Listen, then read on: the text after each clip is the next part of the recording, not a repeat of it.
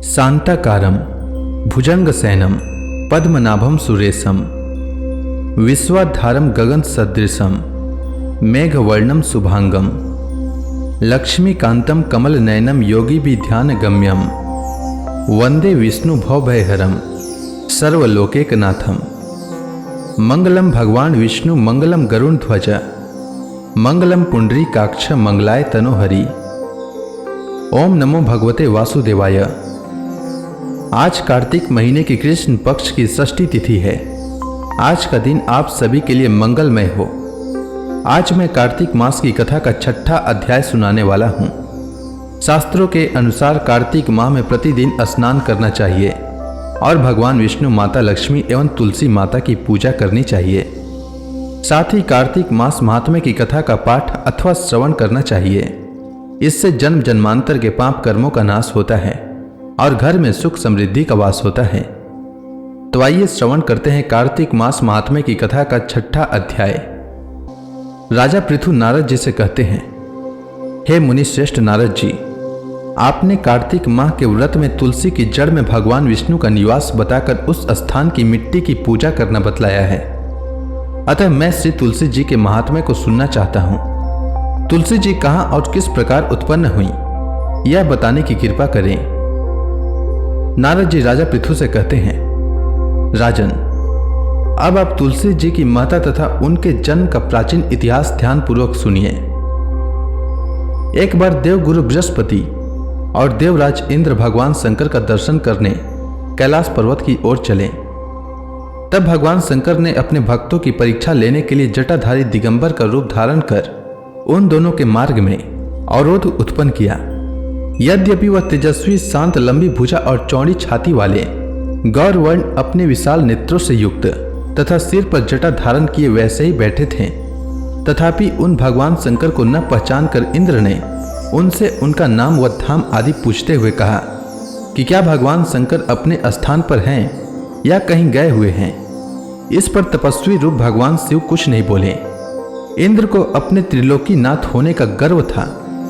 उसी अहंकार के प्रभाव से वह चुप किस प्रकार रह सकता था। उसने क्रोधित होते हुए उस तपस्वी को धुड़क कर कहा, अरे, मैंने तुझसे कुछ पूछा है और तू उसका उत्तर भी नहीं देता।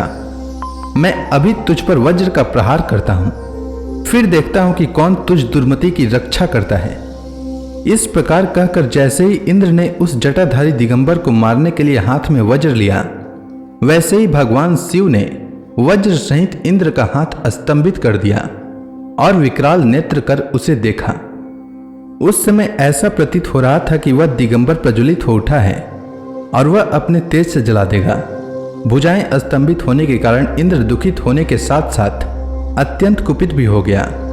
परंतु उस जटाधारी दिगंबर को प्रज्वलित देखकर बृहस्पति जी ने उन्हें भगवान शंकर जानकर प्रणाम किया और दंडवत होकर उनकी स्तुति करने लगे। बृहस्पति भगवान शंकर से कहने लगे, हे दीनानाथ, हे महादेव, आप अपने क्रोध को शांत कर लीजिए और इंद्र के इस अपराध को क्षमा कीजिए। बृहस्पति के यह वचन सुनकर भगवान शंकर ने गंभीर वाणी में कहा, मैं अपने नेत्रों से निकाले हुए क्रोध को किस प्रकार रोकूं। तब बृहस्पति ने कहा, भगवान, आप अपना भक्त वत्सल नाम सार्थक करते हुए अपने भक्तों पर दया कीजिए। आप अपने इस तेज को अन्यत्र स्थापित कीजिए और इंद्र का उद्धार कीजिए। तब भगवान शंकर गुरु बृहस्पति से बोले, मैं तुम्हारी स्तुति से अत्यंत प्रसन्न हूँ। तुमने इंद्र को जीवन दान दिलवाया है। मुझे विश्वास है कि मेरे नेत्रों की अग्नि अब इंद्र को पीड़ित नहीं करेगी। बृहस्पति से इस प्रकार कहकर भगवान शिव ने अपने मस्तक से निकाले हुए अग्नि में तेज को अपने हाथों में ले लिया और फिर उसे क्षीर सागर में डाल दिया। तत्पश्चात भगवान शंकर अंतर ध्यान हो गए। इस प्रकार जिसको जो जानने की कामना थी उसे जानकर इंद्र तथा बृहस्पति अपने अपने स्थान को चले गए। राजा पृथु नारद जी से कहते हैं, हे ऋषि श्रेष्ठ नारद जी, आपको प्रणाम है। कृपया अब यह बताने की कृपा करें कि जब भगवान शंकर ने अपने मस्तक के तेज को क्षीर सागर में डाला तो उस समय क्या हुआ। नारद जी राजा पृथु से कहते हैं, हे राजन, जब भगवान शंकर ने अपना वह तेज क्षीर सागर में डाल दिया तो उस समय वह शीघ्र ही बालक होकर सागर के संगम पर बैठकर संसार को भय देने वाला रुदन करने लगा।